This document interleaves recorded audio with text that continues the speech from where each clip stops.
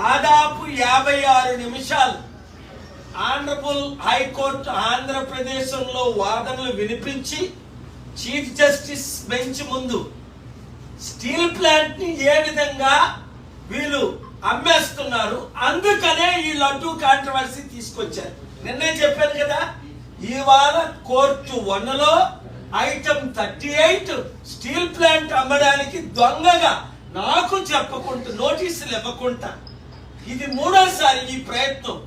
8 లక్షల కోట్లు విలువైన స్టీల్ ప్లాంట్, 32 మంది ప్రాణాలు పెడితే వచ్చిన స్టీల్ ప్లాంట్, 200 కోట్లకు ఒకటి, 24 ప్రాపర్టీలు. యువర్ ఆనర్, నాకు 1 ఎకరం ఉంది విశాఖపట్నంలో, అందుకు కూడా చెప్పాను. ఈ రోజు యువర్ ఆనర్ కరెక్ట్ గా 61 సంవత్సరాల క్రిందట సెప్టెంబర్ 25 ఈ రోజుని నేను విశాఖపట్నంలో పుట్టాను. వీళ్ళందరికీ తెలియదు దాని విలువ. కోర్టు 1లో హ్యాపీ బర్త్డే అని చెప్పారు. యువర్ ఆనర్, నా బర్త్డే విష్ ఏంటంటే ఆంధ్రప్రదేశ్ రాష్ట్రానికి ప్రత్యేక హోదా రావాలి. నా బర్త్డే విష్ ఏంటంటే స్టీల్ ప్లాంట్ 8 లక్షల కోట్లది అమ్మకూడదు. నా బర్త్డే విష్ ఏంటంటే తద్వారా 100,000 కంపెనీలు వచ్చి కోటి మందికి నిరుద్యోగులకి ఉద్యోగాలు రావాలి. కోర్టు ఈ రోజు స్వర్గంలా మారిపోయింది. కేవలం 24 ఎకరాలు తప్ప 1 ఇంచు స్థలం అమ్మద్దు అని ఆర్డర్ పాస్ చేశారు ఆనరబుల్ చీఫ్ జస్టిస్ బెంచ్. ఒకటి, ఆ 24 ఎకరాలు కూడా ఆల్రెడీ అమ్మేశామండి. నేను స్టేటస్ కో తీసుకొచ్చాను కదా ఏప్రిల్ 25, అది వెకేట్ చేయండి. యువర్ ఆనర్, అది మీరు వెకేట్ చేశారా?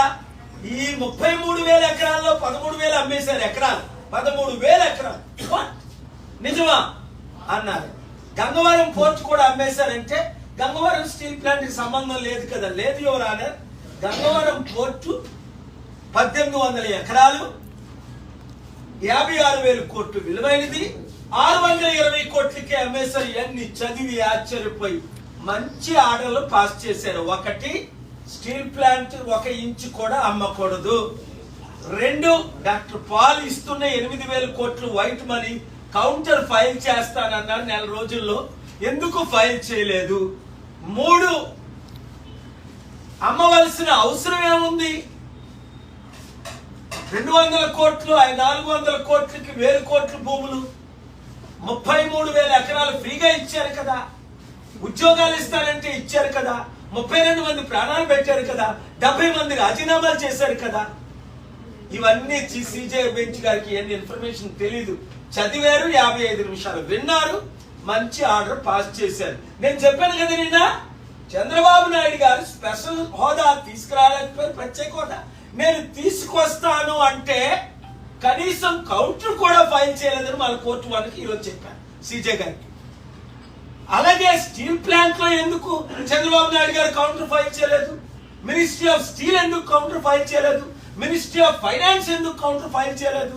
మినిస్ట్రీ ఆఫ్ మైన్స్ ఎందుకు ఫైల్ చేయలేదు? మోదీ గవర్నమెంట్ ఎందుకు ఫైల్ చేయలేదు? ఎంత దారుణం అండి.